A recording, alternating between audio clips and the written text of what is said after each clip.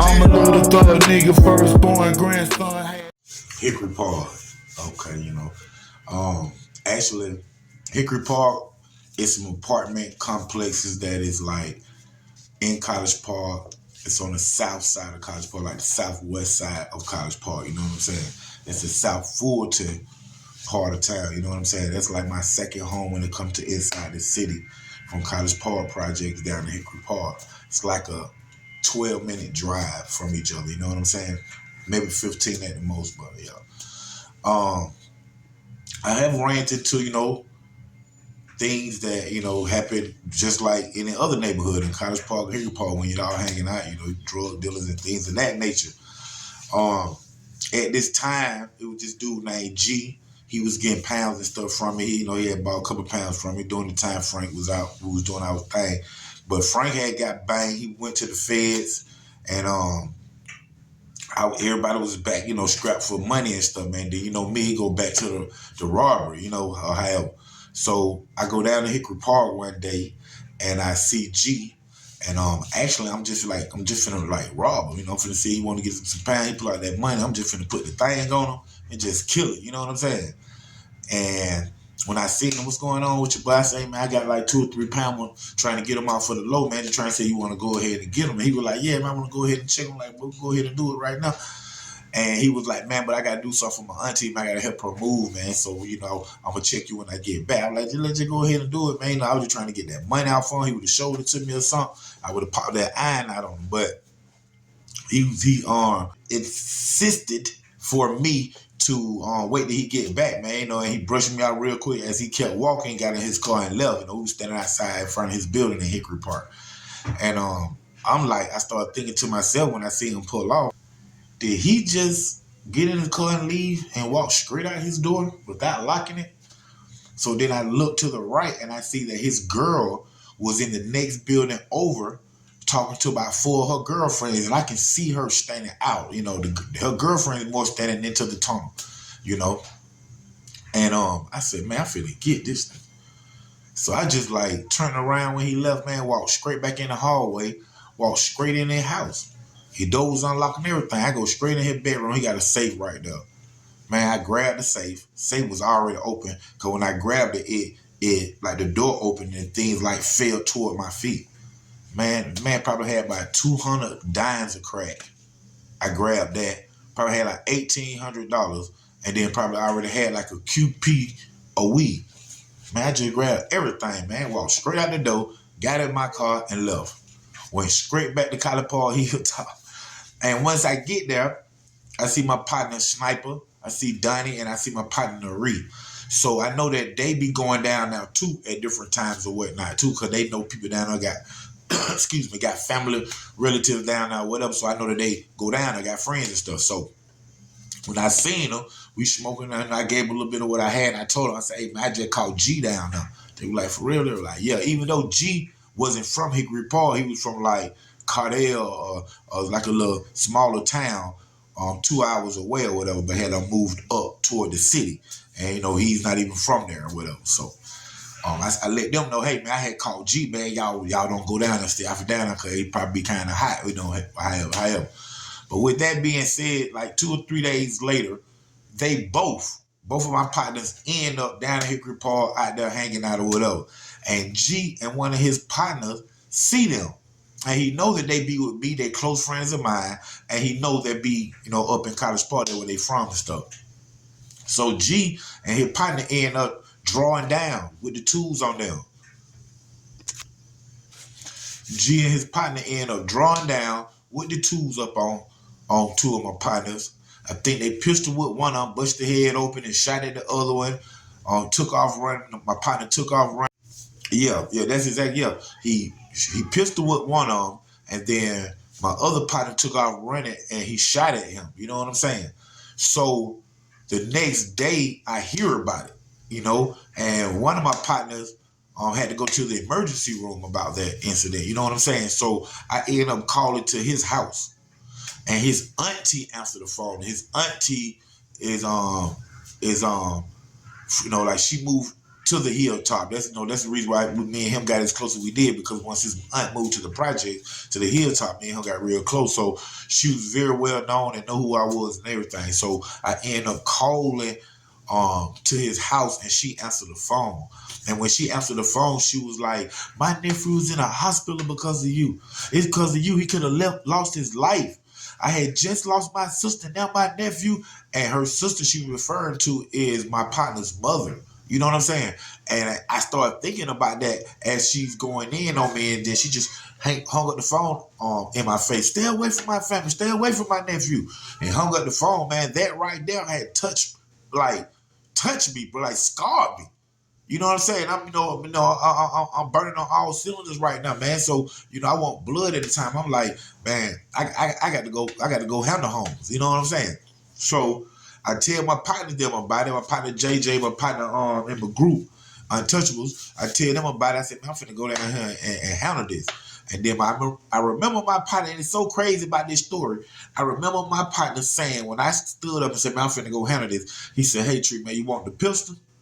And my exact words, these are my exact words. I said, "Man, I don't even want your pistol, man." I said, "Because I will around and take this pistol from this man." Straight like that. I remember them words. And then I left out the door, jumped in the car, pulled down into the spot out there, asking everybody where he at. They were like, "Yeah, man, you know you did it, man. You know, how you know you did it? Only person, how you know it did do told. There was only one person standing out there. And when I came out the door, I gave him something just because, he my partner, I thought. Gave him something and kept it pushing. Don't say that, here you go, boom, you good, you didn't see that." But he ended up telling what it was. You know what I'm saying? So everybody tell me, "Yeah, man, I hit the fan, man. I don't know you did, home." I'm like, "Where he at?" They were like, "Man, he here right now, man. He'll be pulling in a minute." So I stood out on the block, man, waiting for him to pull in. And within about 30 minutes, here he go pulling in. So as he pulling in, I walked to the car. I walked to the passenger side of his car. And his little daughter right there, she probably no more than about 4 or 5 years old. I'm like, "What's up, man? What going on, homie?" And he was like, "Hey, man, let me just park the car. Let me park." I'm like, "All right, bet." So I moved away from the car, let him go.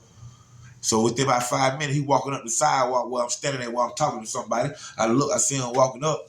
So I turn around, I meet him halfway, like, "What going on, bro?" He was like, "Man, y'all broke in my house." "Hey, bro, get your hand out my face, bro." And he did it again. Y'all broke up my house, man, like that. I said, "Boy, like I said, boy, get your hand out my face." And when I said the second time, I see that he's crying, though. Real talk. I see that he's crying. Now, how my mind works is, time I seen him crying, man, my mind started realizing okay, shit real, Tree. And what I mean by that is not that he hard, he bust kept, whatever. Because, what I meant by shit real is he's crying, man. I mean, it's emotions riding up right now. And emotions will kill you. Everybody know that. You know what I'm saying? We live all these things every day. So when I see them tears coming down their eye, I'm on guard though. You know what I'm saying? So I said, man, like I said, man, get your hand out my face, man. Get your hand out my face, bro. Holmes just grabbed me by my neck like that. Holmes just said, "Nigga, you broke in my house," and grabbed me by my neck.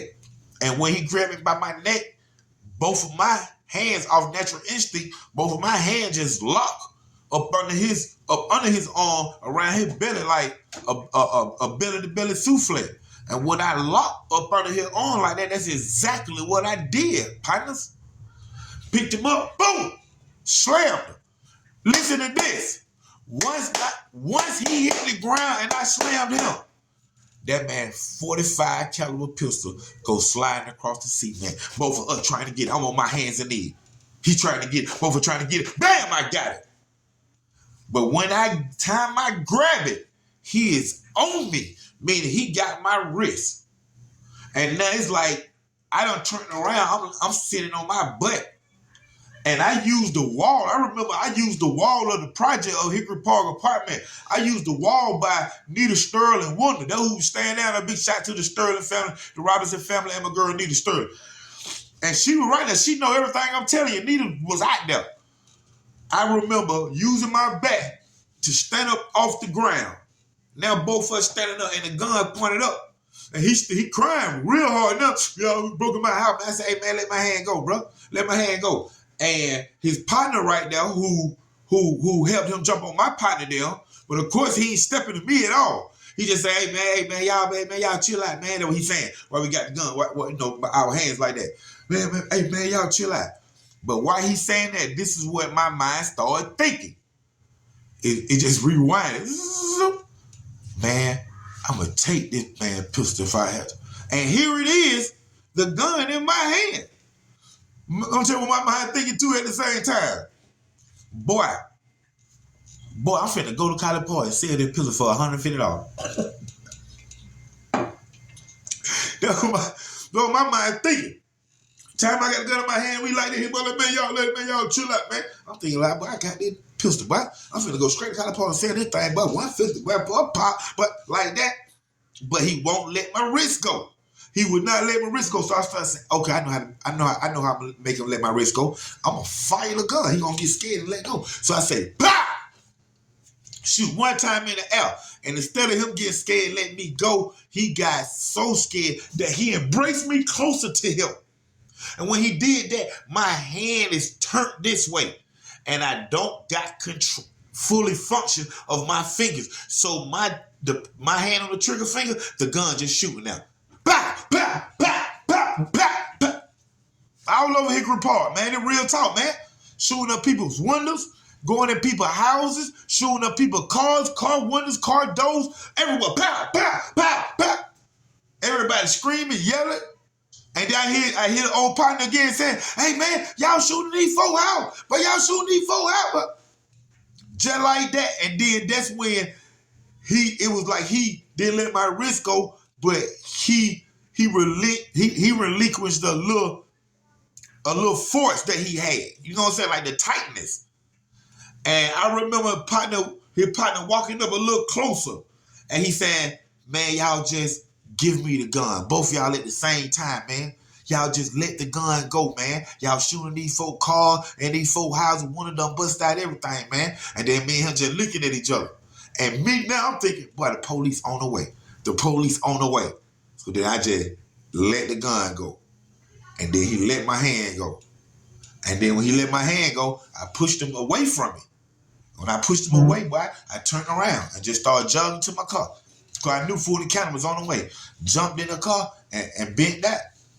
For real, man. And everybody know that, man. And thank God, real talk. Thank God that nobody didn't get shot from that, man. No, especially in the kids, elders, anybody at all. I'm glad a dog didn't get shot. But, man, them bullets was going everywhere, man. It's real talk, man. Stories from Hickory Park right here on Underground Source TV with your host, TV and film producer, Knox, OG Black Boy, College Park. Stand up.